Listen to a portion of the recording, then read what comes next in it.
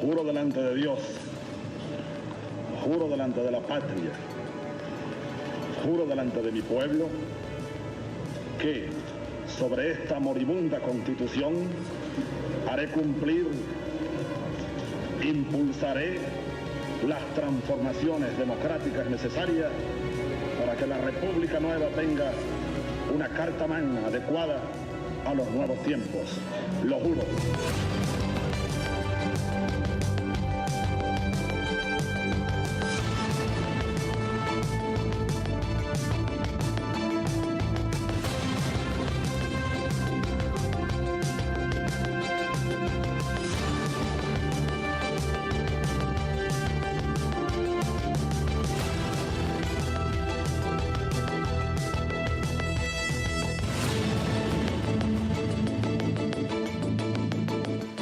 Hola, buenos días Venezuela, ¿cómo están? ¿Cómo amanecen? Bueno, hoy es un día muy especial porque, bueno, es el aniversario de la llegada del primer gobierno revolucionario de este 2 de febrero del año 1999.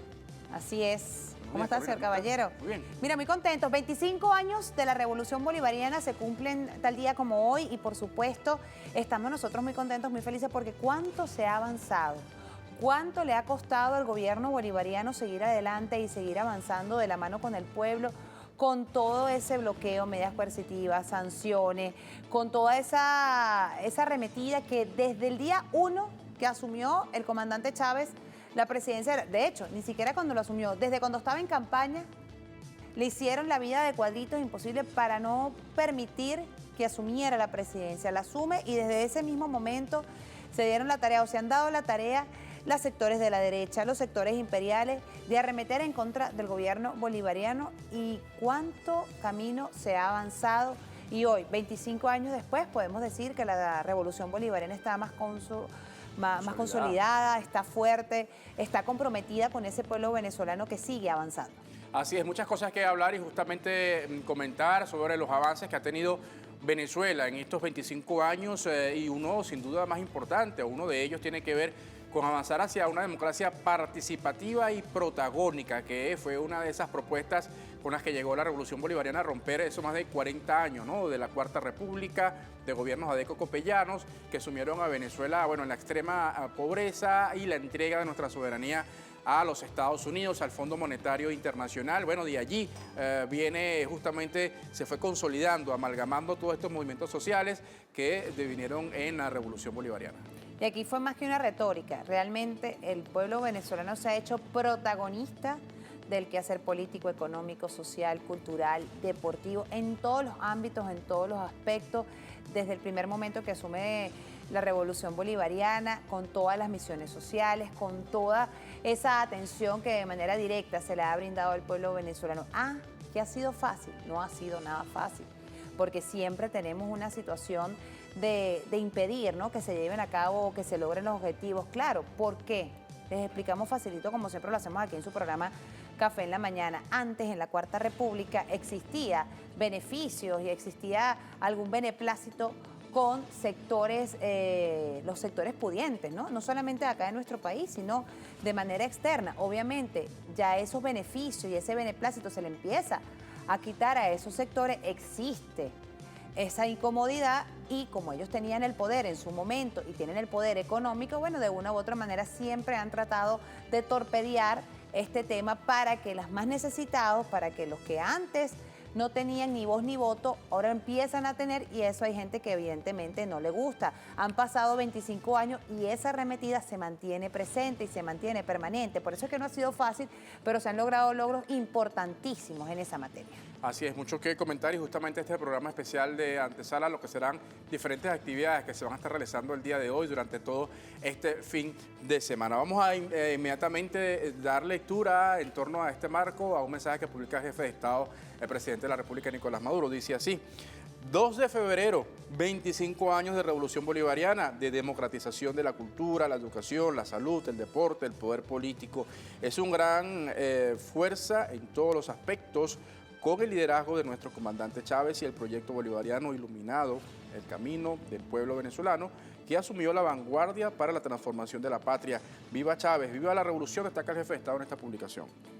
Fíjate, y vamos a destacarles de inmediato, a propósito que son 25 años, nuestro equipo de producción ha preparado 25 aspectos importantes de la Constitución bolivariana que han permitido, por supuesto, seguir avanzando en este proyecto tan bonito como es el socialismo del siglo XXI, el socialismo que profesó el comandante Chávez.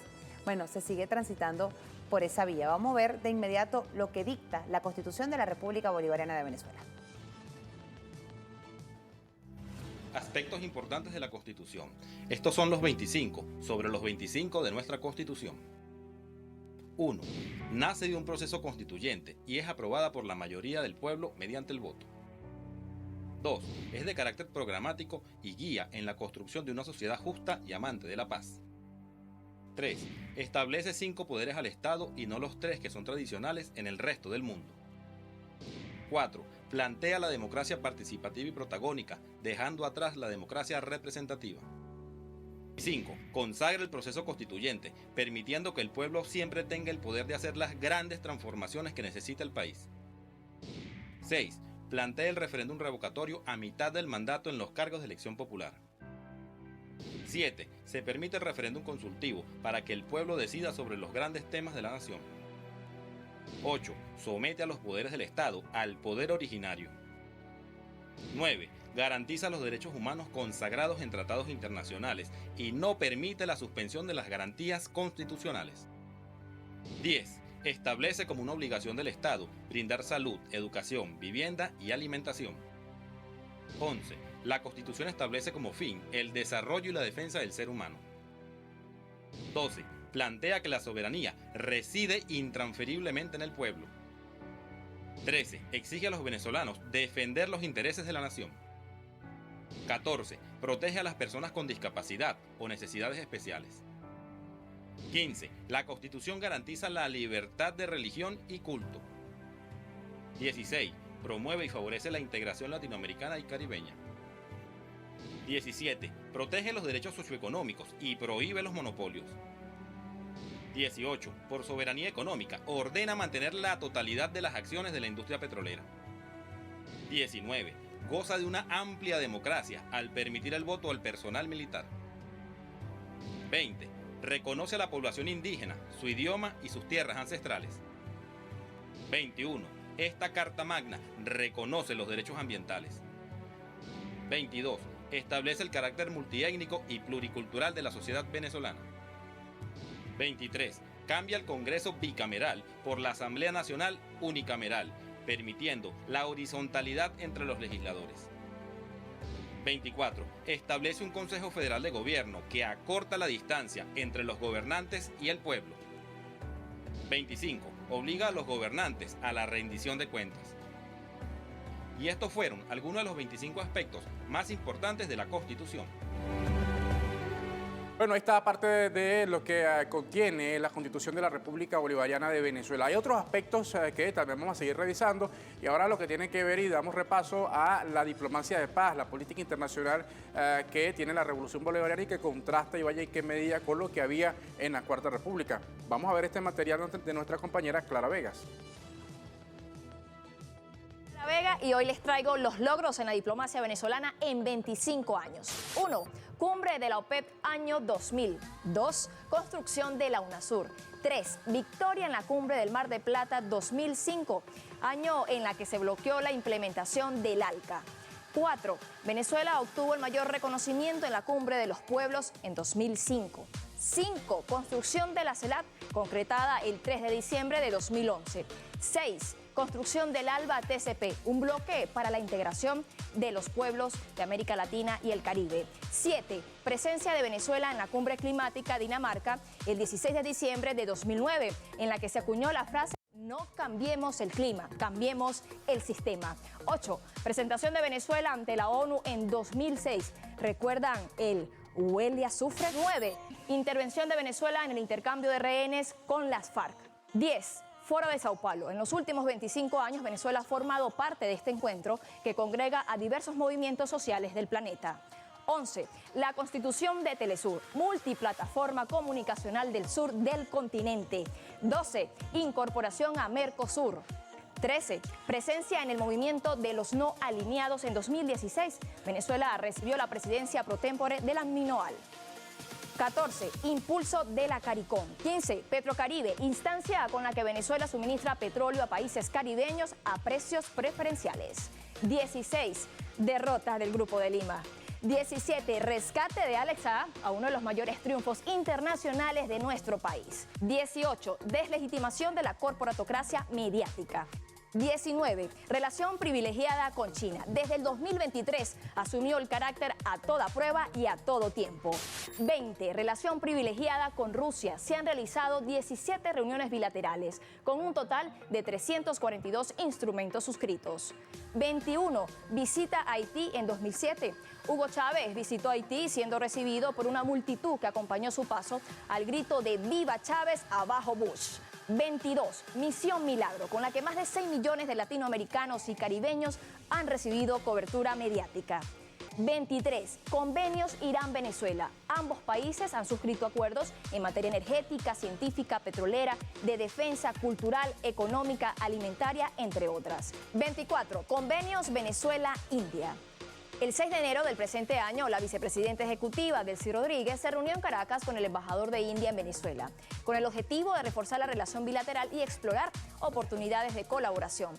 25. Seguimos siendo un referente mundial de lucha y resistencia contra las políticas injerencistas de Estados Unidos y sus aliados. Estos son los 25 sobre los 25. Así es, el 25 de los 25. Estábamos hablando ya en materia de diplomacia de paz, en materia internacional, pero ahora vamos a hablar de la ciencia, de la tecnología. ¿Cómo en estos 25 años se ha potenciado este ámbito, este aspecto? Allí se lo presentamos.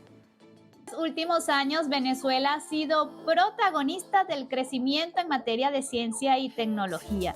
A través de grandes investigaciones, proyectos e innovaciones, ha marcado un hito importante que ha permitido la evolución y la transformación de la tecnología en nuestro país. Se han promovido programas y capacitaciones en tecnología mediante la dotación de lactos a estudiantes de básica a través del proyecto Canaima Educativo, que busca digitalizar la educación con instrumentos que permiten que niños y niñas puedan potenciar, desarrollar y fortalecer habilidades con las nuevas tecnologías. Esto, por supuesto, utilizando un sistema operativo libre creado por tecnólogos venezolanos para facilitar su utilización. Además, se han establecido numerosos centros de innovación y laboratorios de investigación que han contribuido al avance de la ciencia en el país y el mundo. Uno de ellos es la Unidad de Terapia Celular del Centro de Medicina Regenerativa del Instituto Venezolano de Investigaciones Científicas, el IVIC, donde el doctor José Cardier, junto a un gran equipo de científicos e investigadores, lograron desarrollar y aplicar con éxito tratamientos para la regeneración de piel, hueso, cartílago, pulpa dental, córnea, entre otras. Esto a través de células madre. Gracias a este importante logro científico, Venezuela tiene un reconocimiento mundial. La digitalización también ha jugado un papel fundamental en la transformación del país, con el desarrollo de aplicaciones y plataformas tecnológicas que han facilitado el acceso a servicios y la comunicación entre los ciudadanos. Una de ellas es la plataforma Patria, que gracias a su interfaz simplifica los procesos de encuestas y seguimiento eficaz a los programas sociales, realización de trámites y pagos de los servicios públicos. Otra de las herramientas que promueven la inclusión digital y reducen la brecha tecnológica en diferentes sectores de la sociedad es la aplicación Ven App, diseñada por y para venezolanos, con el objetivo de mejorar la atención social de los usuarios y generar soluciones a los problemas que aquejan a la sociedad. Esta aplicación Ven App también cuenta con otras funciones como grupos, canales, capacitaciones y compras, convirtiéndola en una aplicación muy integral.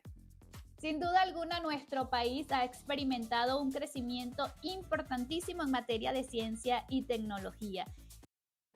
Bueno, ahí está, importante, avances en materia de ciencia y tecnología, pero a esta hora tenemos información importante en el estado Lara. Ahí está el gobernador de la entidad y con él nos contactamos. Adelante, gobernador. Ajá, le escuchamos.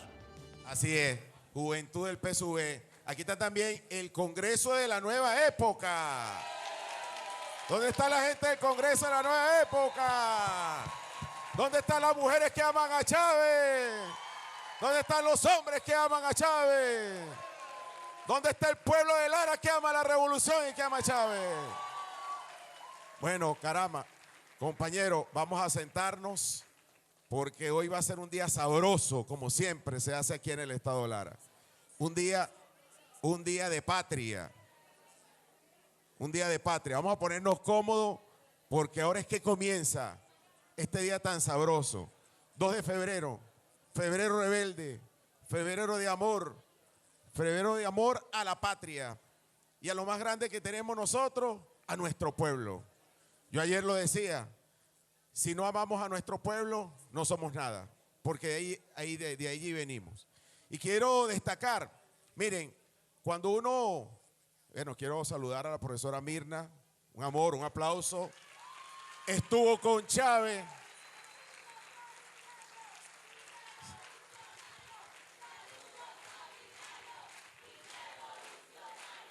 Sabroso, sabroso. Profesora, mi abrazo eterno y fraterno de una mujer que estuvo con ese gigante, con Chávez, y que sigue de pie. Ahora parte del Consejo Político. Un aplauso al Consejo Político que están por aquí. Los titanes, aquí están el Consejo Político. Aquí está el equipo político estadal. Aquí están los diputados de la patria, también por acá. Aquí está la JPSU, presente.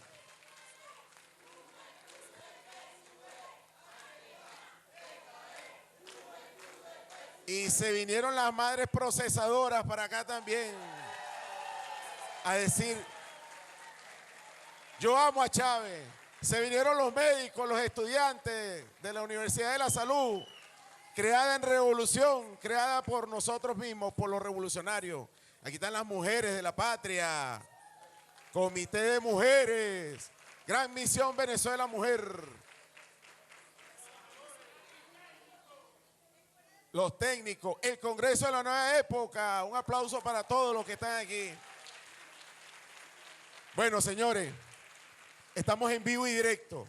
Hoy celebrando 25 años, que no es cualquier cosa. Profesora Mirna, cuando uno saca la cuenta, es un cuarto de siglo. Naguará, cuarto de siglo. Y uno lo dice fácil. Quiere decir que sí se pueden hacer las cosas en revolución. Un cuarto de siglo. Y seguimos de pie. Comenzó con un despertar del pueblo. 1989, el pueblo despertaba de toda esa cuarta república, del pacto de Punto Fijo. Y recordamos el 23 de enero, ¿verdad? Hace 66 años recordamos nosotros que esos mismos lobos disfrazados de ovejas le decían, aquí llegó la esperanza. Y le decía al pueblo, tranquilo, vamos fuera de la dictadura que venimos nosotros. Qué mentira tan grande. Hoy se disfrazan de otros colores y se disfraza ella de otro color, con los egos encendidos, queriendo, como sea, ser presidente de la República, como sea, tener poder, pero lamentablemente dejando al pueblo otra vez solo. Y se recuerdan del pueblo es cada 4 años, cada 6 años. Yo siempre le pregunto como una reflexión, porque uno tiene amigos, ¿verdad, mi coronel? Que son de otra tendencia política y uno le pregunta, ¿te llamaron cuando tuviste COVID? ¿Te llamaron cuando fue el sabotaje eléctrico? ¿Llamaron cuando se murió tu mamá? ¿Te llamó ese?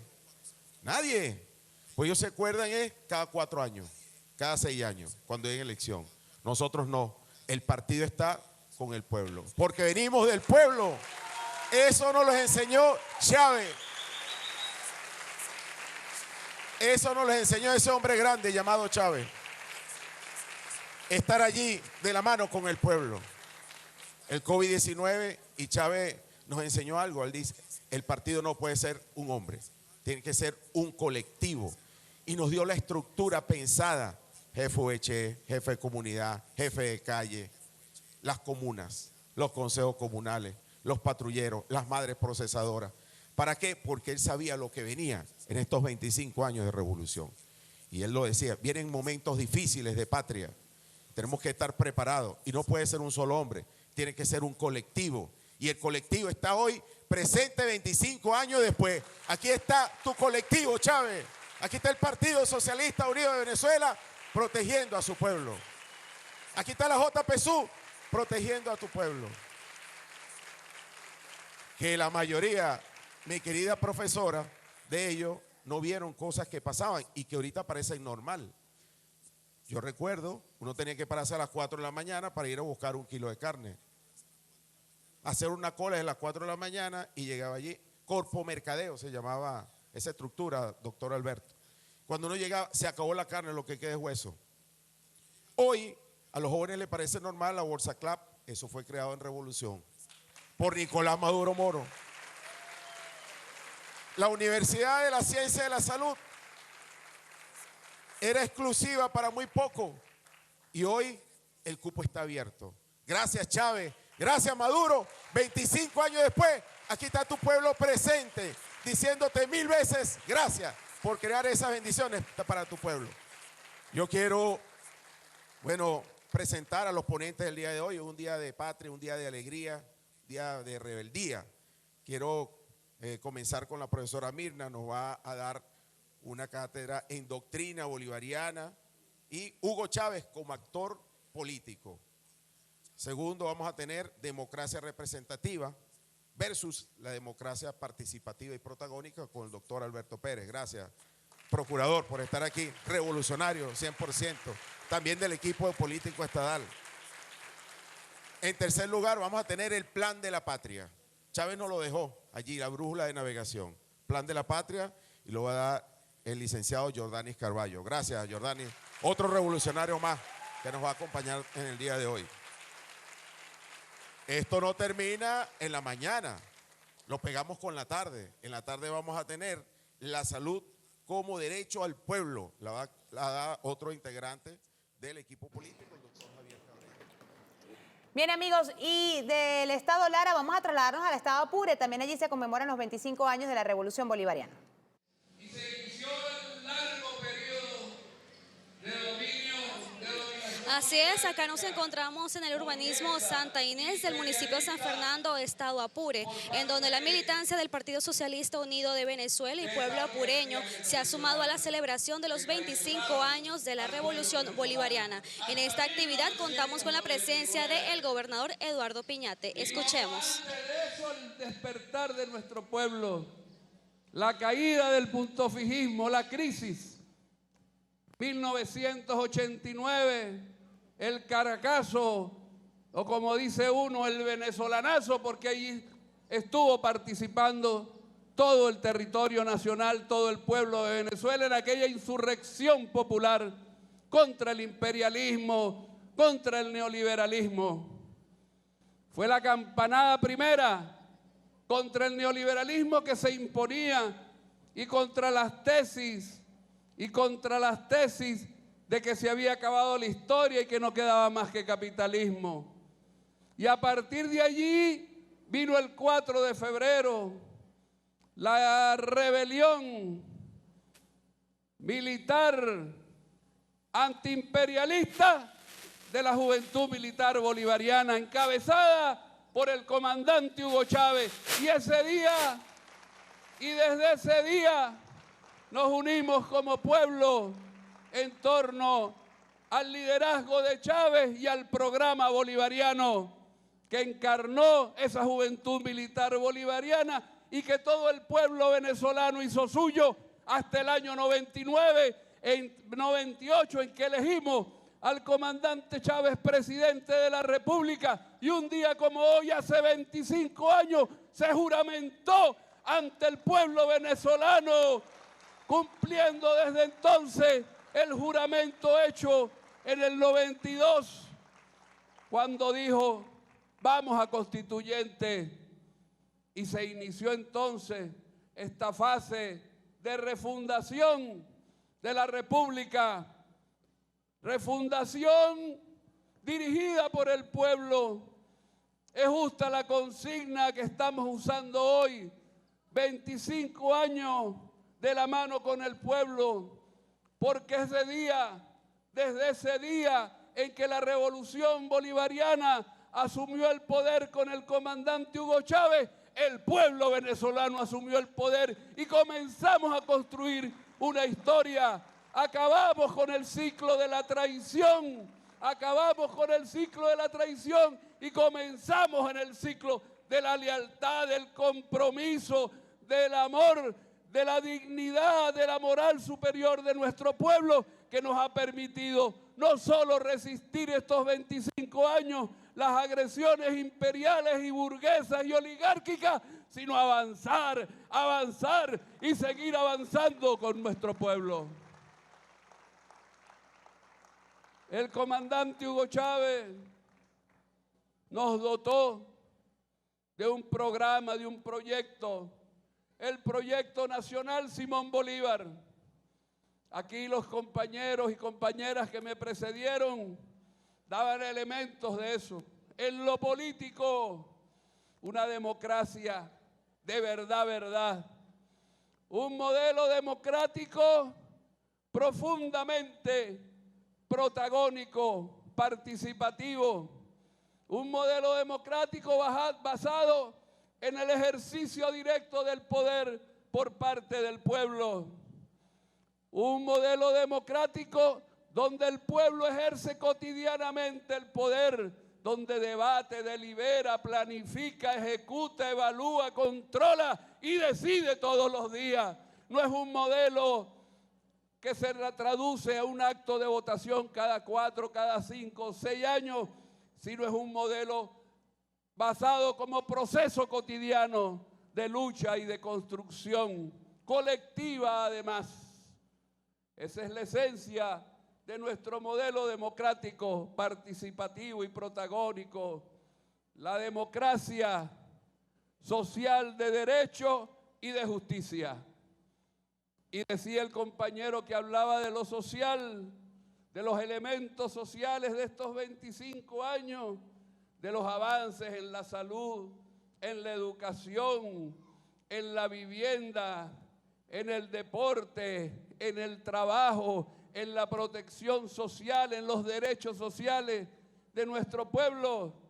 Y aquí estamos hoy en una sola evidencia de esto, en un pequeño ejemplo en Apure, de los muchos que hay en nuestro territorio, en los 76.500 kilómetros cuadrados de Apure. El urbanismo Santa Inés, obra de la revolución, obra del comandante Chávez con la misión vivienda, Gran Misión Vivienda Venezuela. Aquí había una barriada marginal, diría uno, y estos se construyeron, y aquí se construyeron viviendas dignas para nuestro pueblo. Aquí se construyeron escuelas, aquí se construyeron... Ministro, ¿verdad? Ya va, iglesias, por supuesto, se construyeron instalaciones de salud aquí en este urbanismo, pero como este hay muchos en Apure. Y seguimos ya. Bueno, ahí está la información en Apure. Importante que se desarrolle este debate nacional, en este caso también de la 7T. Ya estamos en el estudio y tenemos nuestro invitado muy especial, sobre todo en este marco de los 25 años de la llegada de la Revolución Bolivariana. Nos acompaña el vicepresidente de Planificación, Ricardo Menéndez. ¿Cómo está? ¿Cómo están? ¿Cómo está todo? Y tras cámara recordábamos lo que han sido esos 25 años de trabajo y de lucha, ¿no? Que se han venido fraguando y cómo desde las bases se ha venido trabajando en todo este quehacer. Vicepresidente, quisiera que nos diera su visión. Han pasado 25 años, se han vivido estos 25 años de Revolución Bolivariana. Sí, son 25 años de un proceso histórico y eso es el aspecto central que debemos señalar. No se trata de gestiones, no se trata, como veíamos anteriormente en la Cuarta República, como si fuese la gestión de un gobierno determinado. El objetivo fundamental es la transformación de la sociedad, es la construcción de un proyecto histórico, de una formación histórico-social que está enmarcada en la Constitución bolivariana. Si nosotros vemos de dónde venimos, las luchas precisamente que se vienen generando son las mismas luchas prácticamente que tenemos el día de hoy. Nosotros venimos de una década, que fue la década del 90, que era una década donde se hablaba de la eliminación prácticamente del Estado. El rol donde el Estado sencillamente se desmembraba, dejaba de existir, dejaba de cumplir sus roles, sus responsabilidades. Y nosotros, por ejemplo, vemos, trayéndonos a 25 años después, como esa disputa vinculada al tema neoliberal es una disputa del presente. Hoy vuelve a estar una disputa precisamente vinculada a los modelos liberales, a los modelos neoliberales. El caso del Cono Sur es una demostración de las amenazas permanentes, precisamente sobre las posibilidades de desarrollo de los pueblos. O en el caso de Venezuela, lo que ha sido sencillamente la visión de los amos del valle, precisamente todo el tiempo tratando de ser la visión de gobierno. El año 1998 significa una ruptura fundamental desde el punto de vista de la historia de nuestro país y es la primera vez que se toman las banderas del proyecto bolivariano, la primera vez que se toman las banderas del proyecto de Bolívar y son asumidas en función de la construcción de un modelo histórico. Pero ese primer momento, lo que estamos hoy conmemorando los 25 años, son varios aspectos que se desgajan y que es muy importante que se vean en la profundidad que tienen. Nosotros veníamos de una historia donde sencillamente no existía la palabra, no existía la dignidad, no existía el cumplimiento de la oferta. La política era una cosa grotesca, era la visión del que estaba metido en política, era casi que decir que estaba metido en cualquier cuestión descompuesta desde el punto de vista del país. Una de las primeras banderas que hace el comandante Chávez, un día como hoy, fue precisamente a partir de juramentarse, el segundo decreto es cumplir su principal oferta electoral. Su principal oferta electoral fue convocar un proceso constituyente. Y eso, cuando el primer día de gobierno se cumple la oferta electoral, sencillamente caen lo que era la visión que se tenía del pasado. Pero vale la pena recordar ese primer momento, esos primeros años, porque se trata de una revolución, la primera de ellas, una revolución política. Era la revolución de reconocer al pueblo como protagonista. Y eso hoy se dice y pareciera sencillo, pero permítame brevemente recordar lo que pasó inmediatamente que el presidente convoca una constituyente. Lo primero que pasa es que le dicen, no puedes convocar al pueblo. No puedes convocar al pueblo a votar por una constituyente. El pueblo no tiene los derechos para ser convocado a participar en una constituyente. Y es por eso que con las palabras del tribunal que existía en aquel momento, el Tribunal Supremo de Justicia en aquel momento, que era la Corte en aquel momento, se agarra y se diseñan unas preguntas que el primer referéndum que ocurre es preguntarle a la gente si estaba dispuesto a una convocatoria de un proceso constituyente. Hay que ver lo que significa. En un modelo que se ufanaba de ser demócrata, que decía, no, nosotros somos una gran democracia, sencillamente el pueblo no formaba parte del punto de vista de los procesos políticos. Es por eso que la primera revolución es una revolución política, es la revolución donde se dice el pueblo existe, el pueblo es protagonista, vamos a hacer una constituyente y se vota por primera vez en la historia de todo nuestro país, se vota por primera vez la Constitución Nacional en un referéndum para poder aprobarla. Ese aspecto es crucial porque todos los años anteriores, desde la Constitución del 61 hasta ese momento, era una élite, era un cogollo el que tenía que ser convocado precisamente para poder decidir si había cambios o no había cambios en la Constitución. Había hasta una comisión de la reforma del Estado que no hacía prácticamente ningún proceso. Es decir, que ocurre ese primer proceso de cambio, ese primer proceso de transformación, y ese proceso de transformación posteriormente tiene otro hito, un hito fundamental, que es al final del año 2001. Ese 2001 se hacen las leyes habilitantes. En las leyes habilitantes se ancla el hacha prácticamente desde el punto de vista del conflicto, cuando el presidente Chávez plantea lo que corresponde a la ley de hidrocarburos, la ley de pesca, las leyes vinculadas a la propiedad, en el caso de lo agrícola. Y eso desata el conflicto que termina siendo el 10 de diciembre del año 2001, cuando se hace el primer paro patronal.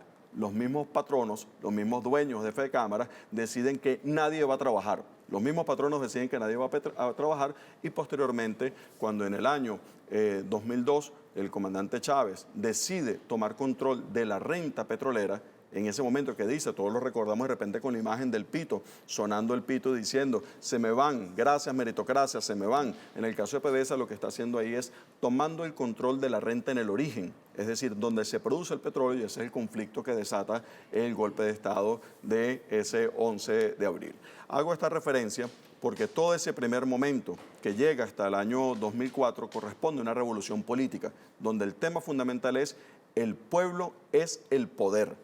El pueblo es el protagonista y cambiamos el andamiaje de la sociedad venezolana. Eso llevó hasta el año 2004, cuando se hace el referéndum, desde el punto de vista que terminó siendo referéndum aprobatorio del comandante Chávez, y en ese referéndum aprobatorio se da cierre a un primer momento que es la ocupación del poder político y la presencia del pueblo como eje protagónico y eje fundamental de esa relación. Inmediatamente arranca un segundo proceso. Ese segundo proceso tiene que ver con la revolución en lo social, es decir, reconocemos al pueblo y visibilizamos todo lo que corresponde a la atención de ese pueblo. Por eso nace el sistema de misiones. El sistema de misiones se trata precisamente de empezar a cambiar las condiciones de vida desde el punto de vista de nuestra población. Y vemos como, por ejemplo, datos que se dicen fácil, pero son hoy parte de nuestra realidad. Venezuela tenía, antes de empezar la revolución, 900.000 personas que eran técnicos o universitarios. De toda nuestra población económicamente activa, 900.000 eran lo que eran técnicos universitarios. Hoy son 5 millones de personas. Esos son cambios que se dan en una revolución. La población universitaria se multiplica casi por 4 veces. La población desde el punto de vista de la matrícula estudiantil, lo que corresponde a la matrícula en la educación pública, pasa de tasas que estaban cerca de 50 puntos, pasa a tasas de 84 puntos. La presencia desde el punto de vista de la educación pública en el país. Las personas que eran atendidas por el sistema de salud pública eran cerca de 3 millones, pasan a cerca de 22 millones de personas. Es decir, se empiezan a dar lo que en economía se le llama los breakpoints, los puntos de quiebre desde el punto de vista de la serie. Eso corresponde al periodo de desarrollo de las revoluciones desde el punto de vista de lo social. Y el comandante Chávez, allá en el año 2011, en el año 2012, empieza a alertar que viene un tercer ciclo que es el de la revolución en lo económico, la transformación del andamiaje económico de la sociedad, que es donde finalmente, después del fallecimiento del comandante Chávez, deciden decretarnos la guerra precisamente en el tema económico. Vicepresidente, muy importante lo que además está esquematizando lo que han sido los distintos periodos que ha tenido la revolución bolivariana.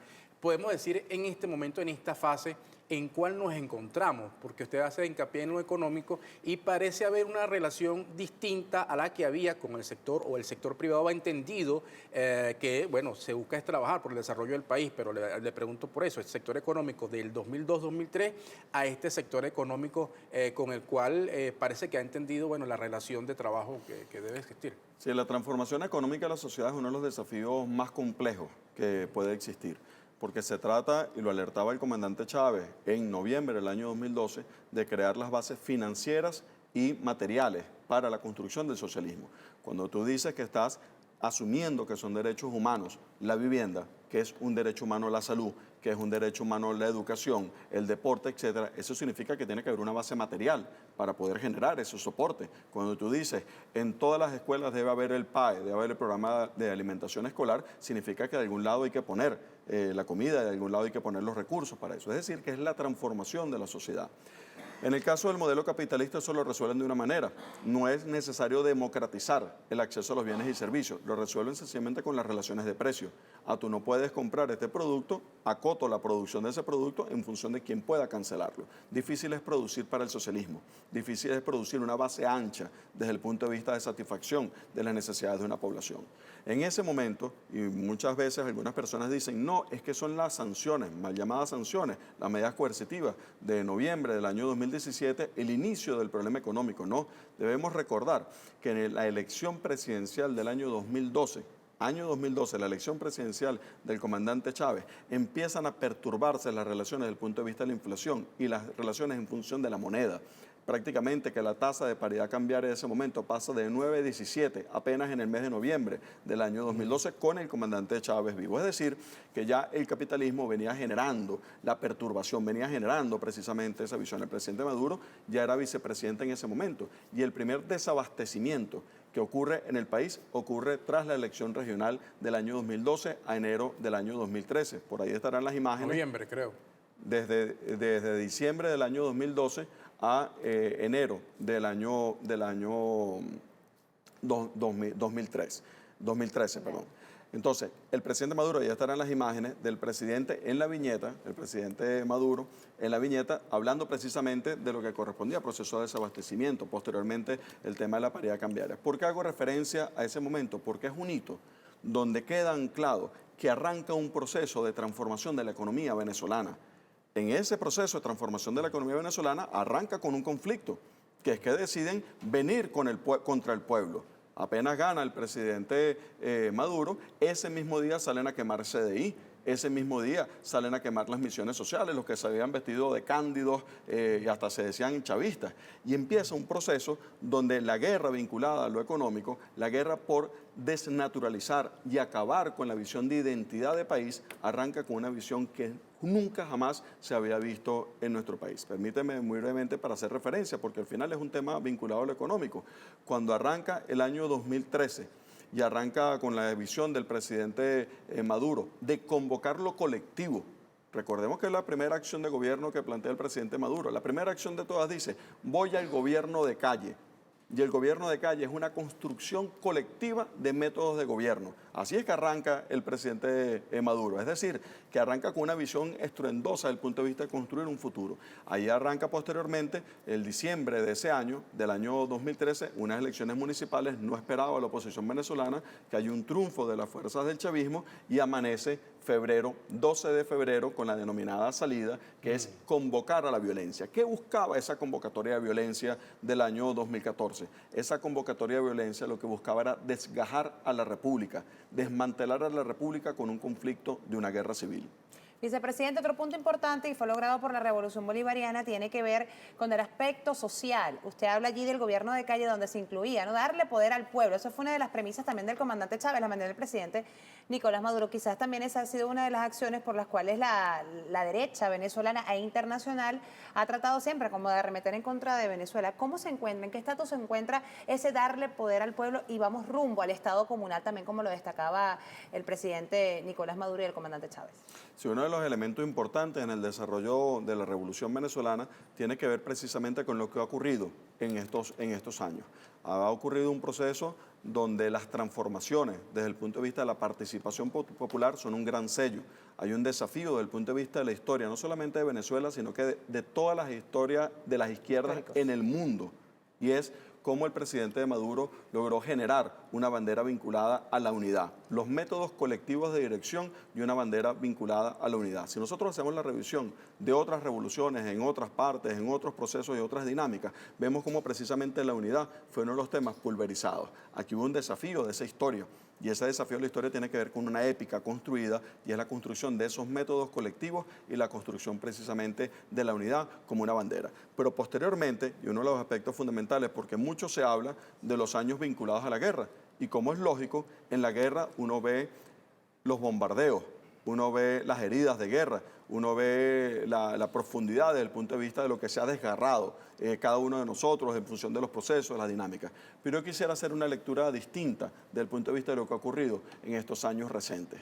El nacimiento de nuevas formas de organización popular, las formas de organización popular creativas. Por ejemplo, los CLAP nacen en estos años. Los CLAP son una manera donde se logró enfrentar una cuestión que buscaba hacer el imperialismo, que era hacer arrodillar a un pueblo de hambre. Bueno, se generaron mecanismos alternativos. Debemos recordar cuando nacen los CLAP.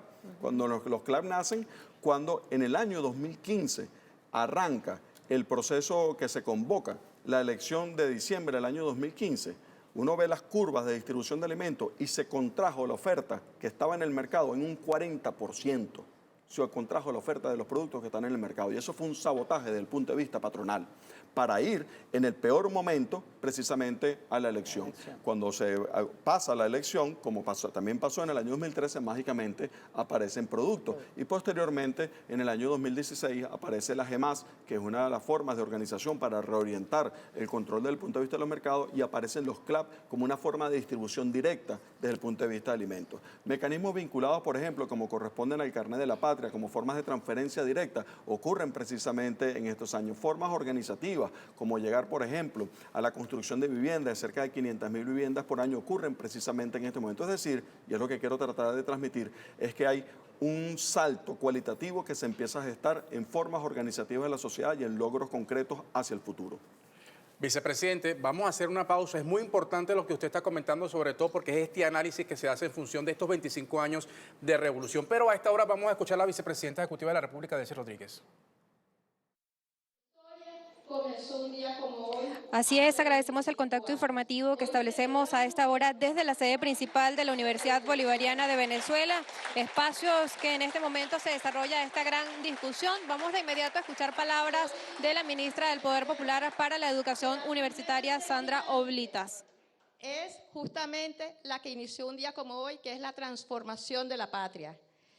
Y le digo más, aquí donde estamos, esta Universidad Bolivariana de Venezuela es sin duda un hito en lo que la transformación educativa significa y sigue siendo en este país. De modo que es doble la celebración y además, como corresponde, queremos agradecer a la vicepresidenta y nuestro presidente Nicolás Maduro también la recuperación de este espacio que es el Salón Simón Bolívar. En su momento, bueno, en este salón estuvo Hugo Chávez dando inauguración a la Universidad Bolivariana de Venezuela. Y en este salón, cuando se dio la creación de la Universidad Bolivariana de Venezuela, se dio también la creación de la Misión Sucre, que es el colorario de ese granito que es la inclusión en Venezuela. Como quiera que hablamos de transformación, la primera gran transformación en lo educativo es el criterio de inclusión. La inclusión de los que hasta ese momento habían sido excluidos del sistema educativo. Nosotros, que nos ha correspondido manejar las estadísticas, mira, la exclusión llegó a estar, vicepresidenta, en el 92%. Es decir, 8% de los bachilleres que egresaban entraban a la universidad. El hito más alto de inclusión en la Cuarta República fue el 30%. Y nosotros hoy podemos decir que el 100% de los jóvenes que egresan de bachilleres ingresan a la educación universitaria. Pero hoy estamos aquí para atender la convocatoria que nos ha hecho el presidente de la República, justamente hablar de las transformaciones, de las 7 transformaciones. Y esas 7 transformaciones, creo yo, son como un horizonte temporal en el 2030 y cómo nos estamos viendo, qué vamos a hacer, qué tenemos que hacer para llegar con este espíritu de la revolución que nos ha traído hasta acá el día de hoy. Como bien ha dicho nuestra moderadora, aquí tenemos trabajadores judiciales, tenemos estudiantes, trabajadores universitarios de todo el país, están sentados hoy en este auditorio.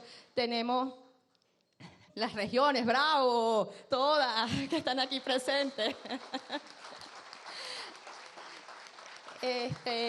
Tenemos trabajadores de todo el país, tenemos los trabajadores judiciales, tenemos nuestros estudiantes, nuestro personal obrero, todos se han sumado porque eso ha sido estos 25 años, una construcción colectiva. De modo que nosotros, no quiero extender mis palabras, solo dar la bienvenida y además asumir la convocatoria que nos ha hecho el presidente. Nosotros de aquí vamos a conformar de la ministra del Poder Popular para la Educación Universitaria, Sandra Oblitas, dando las palabras de la inauguración de esta plenaria que tiene como propósito la instalación para la discusión de la transformación número 3 de las 7 instruidas por el presidente de la República Bolivariana de Venezuela, Nicolás Maduro Moros. Con esta información vamos a retornar nuevamente el contacto a los estudios. Adelante. Bueno, ahí está Javier Chirino. Importante esta discusión, este debate sobre las 7T. Está la vicepresidenta ejecutiva de la República. También escuchábamos a la ministra de Educación Universitaria. Nos acompaña acá en el estudio el vicepresidente de Planificación, Ricardo Menéndez.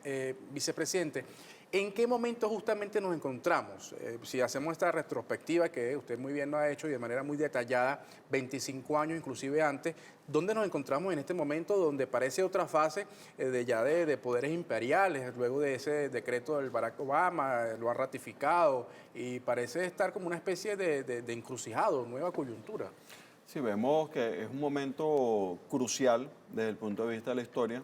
Es quizás uno de los momentos más hermosos desde el punto de vista de toda la historia republicana, de toda la construcción, porque las sociedades se van desarrollando así. Las sociedades tienen una dialéctica, tienen procesos, tienen dinámicas, y el capitalismo jugó una guerra una guerra que cambió completamente todo el metabolismo del capital. En el caso de nuestro país, jugaron tanto a la guerra contra nosotros que terminaron implosionando la propia economía y los propios órdenes que tenían desde el punto de vista del desarrollo económico. Y eso lleva a la necesidad obligatoria de un reordenamiento desde el punto de vista de las dinámicas. Debemos recordar que en el año 2021, con las medidas coercitivas planteadas, empieza un proceso de crecimiento desde el punto de vista de la economía. Es decir, que es con músculo propio. No es pidiéndole cacao a nadie, no es pidiéndole perdón. Eso es muy importante desde el punto de vista moral. Pero desde el punto de vista del aparato económico empieza una reorganización de las lógicas, del metabolismo, de la manera en que se da la forma de alimentarse el sistema, de reproducir, de generar relaciones, que empieza a ser una forma distinta. Es decir, que tenemos una oportunidad para que lo que vamos a construir hacia el año 2031, que es el cierre de una etapa bicentenaria fundamental, sea el nacimiento definitivo de un país potencia. ¿Pero qué significa eso? Para que no sea una consigna, para que no sea un aspecto vago que se dice.